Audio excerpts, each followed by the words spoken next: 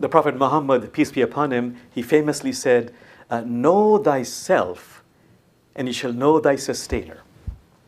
He also said, die before you die.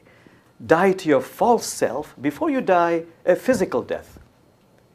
The point of this is that this is a large part of our work on planet Earth, to shine the light of awareness on ourselves with compassion, to do the work of self-witnessing, so we begin to slowly soften the sharp edges of the ego and bring it in alignment through compassionate awareness with our higher self.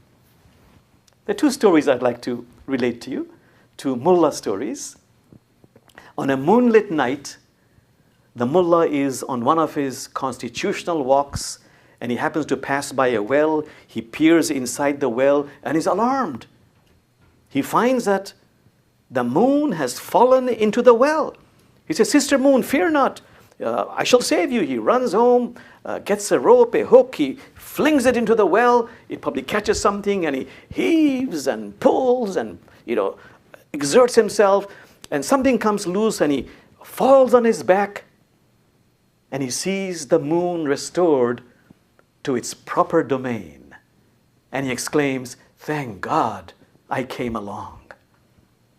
To this awareness, we realize that our ego sometimes has such an exaggerated opinion about itself. How will we ever diminish that unless we witness ourselves, always with compassion? Another story about excuses. A neighbor knocks on the mullah's door and says, the mullah, can I borrow your donkey? That's done in that part of the world. The mullah doesn't want to give his donkey, so he makes up an excuse. Oh, brother, if only you had come 5 minutes ago, I just lent it to another neighbor. Unfortunately, just at that time, the mullah's donkey in the stable, it began to bray. The neighbor says, but I hear your donkey. The mullah is caught.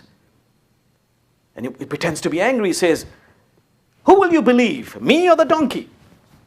And the excuses get more complicated, more creative even.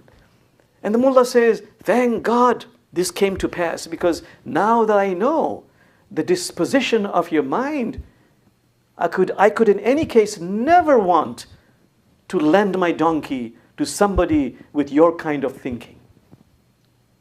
So how critical it is, in a loving, gentle, compassionate way, to self-witness ourselves.